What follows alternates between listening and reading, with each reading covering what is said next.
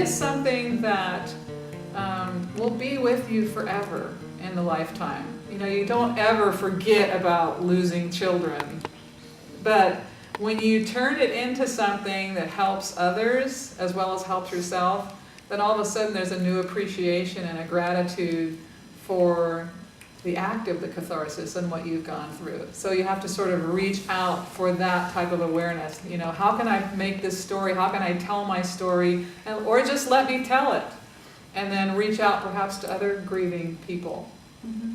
You know, in the 6 years I have done that. Have you written?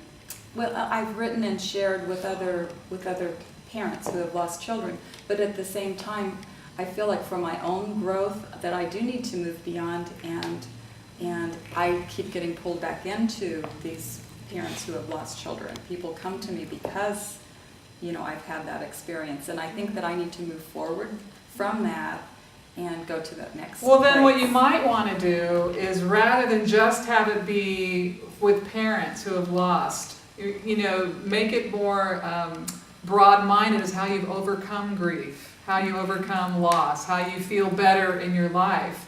And so not just about people who have lost children, but because sometimes just telling your story and moving beyond it will be helpful. Okay. And so, and I think again, going into this exploration of creative endeavors, finding a way, either through word, through books, through, I don't know why I keep seeing jewelry, but something creative, using this creative energy and thinking, my intention is to really move my life forward. And so that is, we want to expand the boundaries of what you've been doing. It needs to be something a little bit different. You need to try something a little bit different. And even if it doesn't fit, then try something else. You know, maybe you need to be involved in hands-on healing or making music or, you know, whatever it is, something that's different than what you've done so that you're challenging a different part of your psyche or your energy, if you will. But I see that you're going to get past this. This time next year, it's not like it's a dull memory, but the pain is the pulling back in, feeling like you're being sucked back in is gone.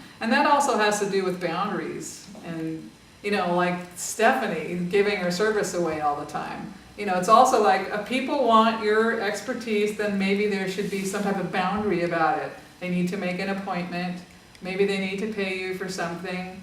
So there's a contribution. So you're feeling that exchange. So it's not just a draining. And there's nothing wrong with an exchange, I mean, at all. And it's sort of like a self-worth proposition, like, oh, well, that would be completely unethical for me to give my advice to someone who's lost a child. Oh my gosh, how could I do such a thing? That's an ego-based judgment.